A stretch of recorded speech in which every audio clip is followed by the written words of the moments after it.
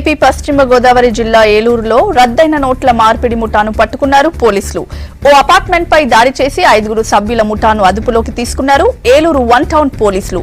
19 లక్షల కొత్త 2000 రూపాయల నోట్లను స్వాధీనం చేసుకున్నారు.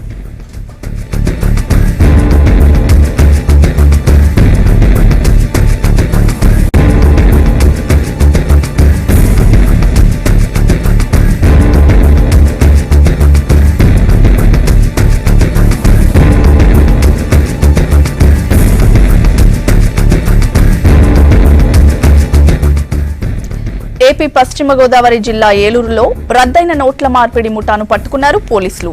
ఓ అపార్ట్మెంట్ పై దాడి చేసి 5 సభ్యుల ముఠాను అదుపులోకి తీసుకున్నారు ఏలూరు 1 టౌన్ పోలీసులు.